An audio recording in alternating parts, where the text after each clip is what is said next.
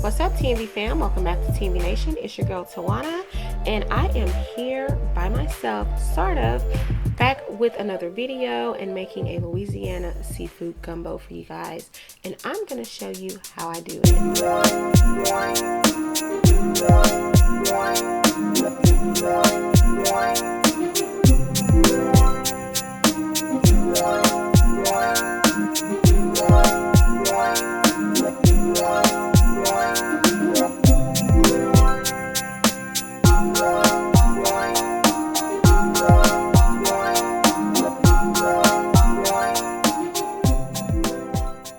So the first thing that I'm starting with here is the chopped veggies that I'm going to be putting in my gumbo. I have the Trinity, of course. If you want to know the amounts, I guess it's about 2 bell peppers, 6 stalks of celery, 2 onions, 4 cloves of garlic. So now I am chopping up the turkey sausage. Guys, I don't eat pork, so that's why I'm not using andouille sausage.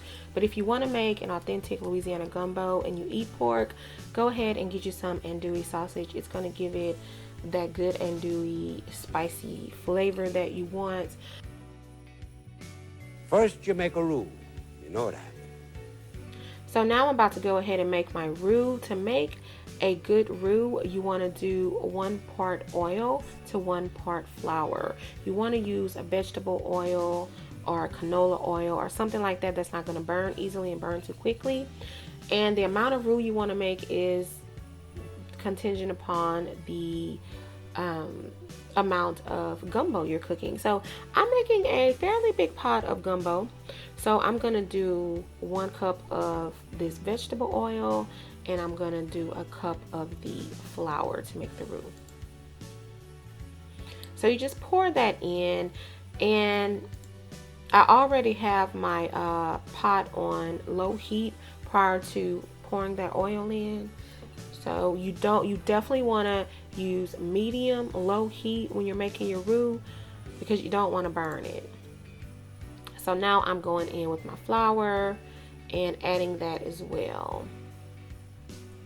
I just add a little bit at a time and get all of those clumps out, and I'm just stirring that up. And you know, with roux you have to constantly stir. So you can do it either way you want. Some people dump it all in and they're still able to get all the lumps out just like that, but I just like to put it in a little bit at a time and just make sure I'm mixing that roux in really well. And my pot, like I said, is already on medium low heat, so you can already see the white flour starting to turn a light caramel color at this point.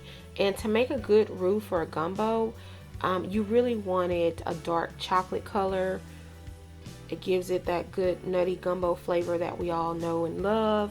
You don't really want a light roux. If you're making a gravy or something like that, then your roux will be lighter, but y'all know when you make a gumbo, you want a dark roux.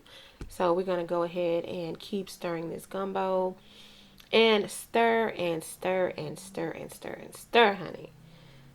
I'm talking your arm's going to get tired stirring. And the amount of time it takes to cook this gumbo is going to vary. So if your heat is medium, then it might take you 30 minutes. I had the heat on medium low because I just didn't have, you know, the right pot. So I wanted to cook it lower so that I didn't burn it. So now you can see the color changing a little bit, going to a darker caramel color. Yeah, hubby said butterscotch. From butterscotch to caramel, that's a good way of saying it. Now you can see the color starting to darken up quite a bit. So now we have a darker caramel color, and as you see, it's getting even darker. And I don't know how long I've been stirring at this point. I got hubby in here stirring, y'all. We had to take turns with this. It's just a lot. My arm was killing me, and he didn't even seem to have any problems with it. Now you see that roux getting good and dark. 1 hour later. Yes, it did take us pretty much an hour. Like, damn, she think it's... It's nice and dark and chocolatey now.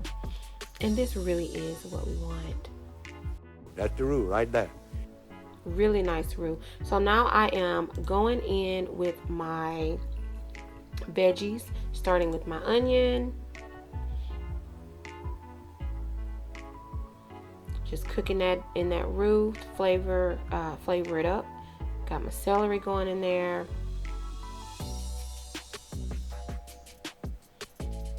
I have the bell pepper. And I'm just going to mix all that in there. It was smelling so good, y'all. Wish y'all could have been there to smell it. Wish you could smell through YouTube.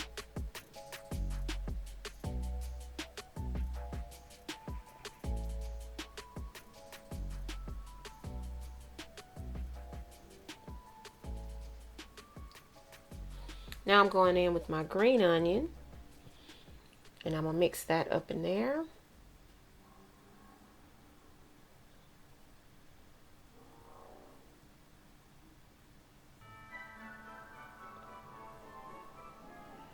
And now I'm going in with my chopped garlic. You can mince your garlic also. I just chopped mine. Either way is fine.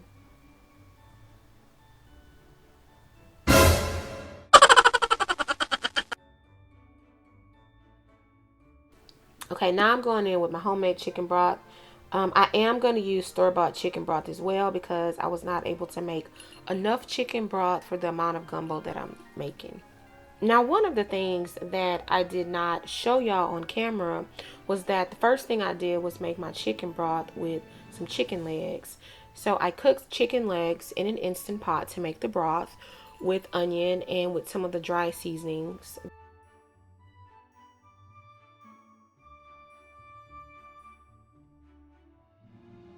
And put some more of that homemade broth.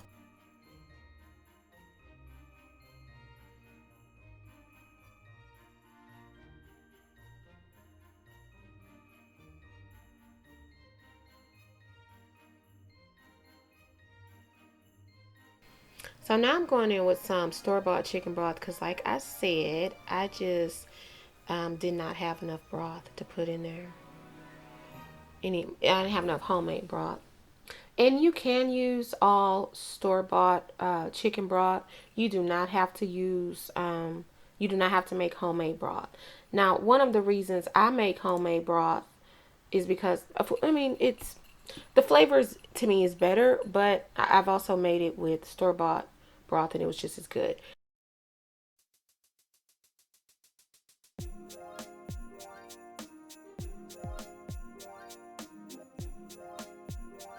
So now I'm going in with my dry seasonings, y'all. Putting all those in there. My garlic powder, my onion powder, Tony Sachets.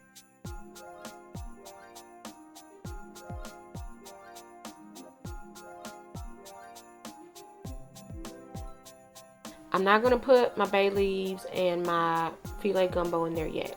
You're going to cook it down for maybe an hour or so before you add those. 2 hours later. So 2 hours later has passed and you can see that it's cooking really nicely. Now I'm going to go in with my bay leaves and my gumbo filet. You don't want to cook that too long because it will start to get bitter. The flavor, the filet flavor is enhanced more when you put it in your gumbo towards the end of your cook time. And same with the bay leaves, but y'all probably know that already. So I've cut that chicken up off the bone and I'm adding some of that chicken, not all of it just yet. And the reason I'm doing that is because I want to start getting more of that chicken flavor and I want to start getting some of that chicken shred in there, but I also want some chunks of chicken. So I put I guess about half of the chicken in there.